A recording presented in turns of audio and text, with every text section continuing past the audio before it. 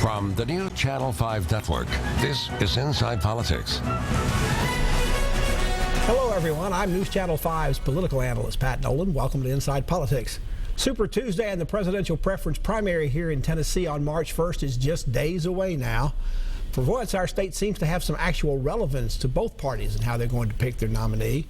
Here to discuss where the race stands and what may actually happen next week is Linda Peek-Schacht. She's one of my favorite people. Linda is the founding director of Nelson Andrews and Sue Andrews Institute for Civic Leadership at Lipscomb University. She's had a 4-decades-long career working in strategic advice and communication in government, politics, business, the nonprofit sector. Experience includes working in the campaign of both the President and administration of President Jimmy Carter, and the U.S. Senate Majority Leaders with Coca-Cola, and with the Harvard School of Government. That's a lot. Welcome to the show, Linda. Thanks for coming back. Thank you. It makes me sound really old. Well, I feel that way too when people read my resume. You've been involved in watching many presidential candidates, as we've talked about, in campaigns over nearly 40 years, maybe longer than that. Is this the craziest one you've ever seen? I have to admit it is. Now, it has echoes. It compares to almost nothing else. I mean, little pieces of it echo with something else, but it's really kind of all by itself. That's right. That's right. Oh, you know, in some ways, what we've seen is the hostile takeover of the Republican Party by a reality show candidate who has tapped into the reality show culture of people who think their voices are not being heard. Now, there's so much voter anger and unhappiness. You talked about some of that, but actually some of it's in both parties. Now, being angry and upset with Washington is nothing new in presidential politics.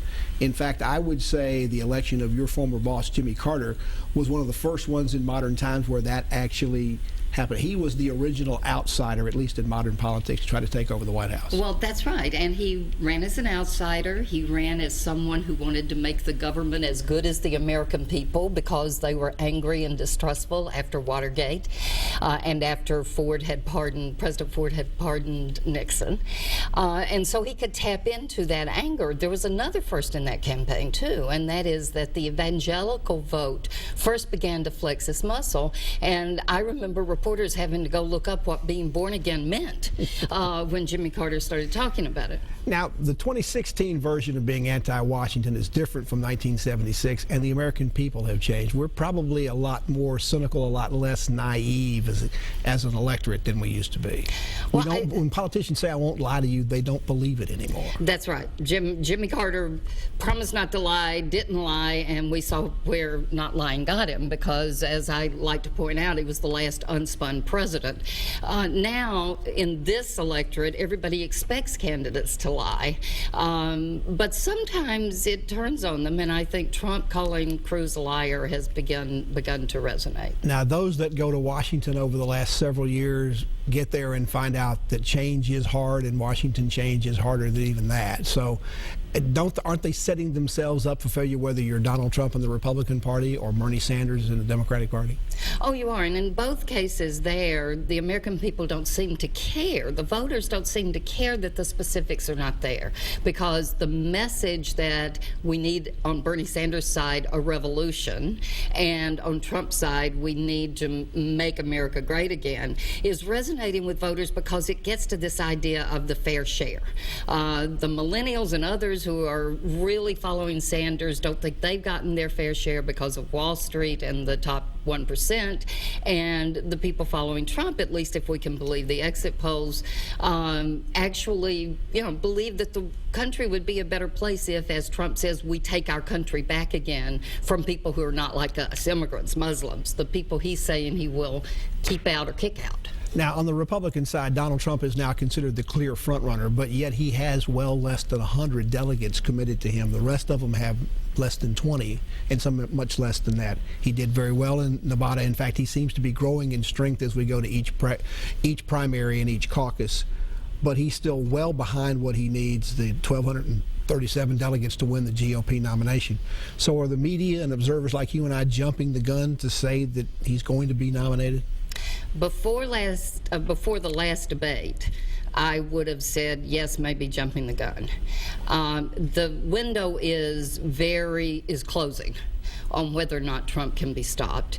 And one reason is Trump voters have decided early on that they're for Trump, and very little is dislodging them. He's leading in almost all, in all of the states, except Texas, I believe. He's leading in most of the states for Super Tuesday. If he wins in Texas, Ted Cruz is gone. That's probably the end of his campaign. I agree. Well, I think Cruz's candidacy is severely damaged. I don't know if Cruz will be gone. And Cruz will have to do well on Super Tuesday, because his strategy has been to have the race come south, particularly beginning in South Carolina, but through Super Tuesday, and use that evangelical vote to come to the forefront and actually challenge or pass Donald Trump. And so far, at least in South Carolina, that didn't work. Well, it didn't. And this is another comparison to the 1980 race when Carter was challenged by Reagan, when there was a Reagan-Carter race.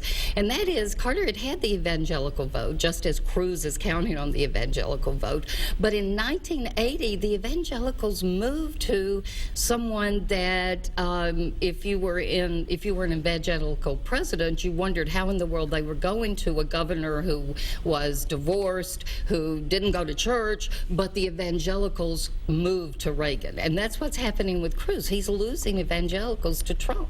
So can anybody stop? There's several candidates still in the race, so if there's an effort, and there really is one, to be the anti-Trump antidote, who in the world is that going to be with all these other candidates in the way?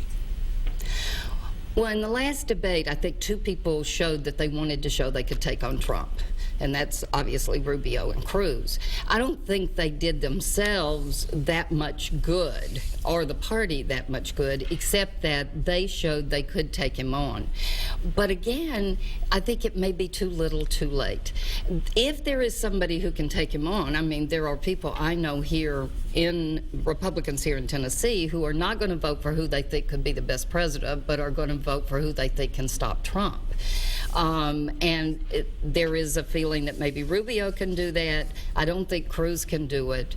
And there is a long shot, dark horse, and that is Kasich, if he were to win Ohio and Michigan and begin to rack up some delegates. Linda Peake Schacht's our guest. She's the founding director of the Nelson and Sue Andrews Institute for Civic Leadership at Lipscomb University. We're talking presidential politics. Back to continue our conversation with Linda after this break.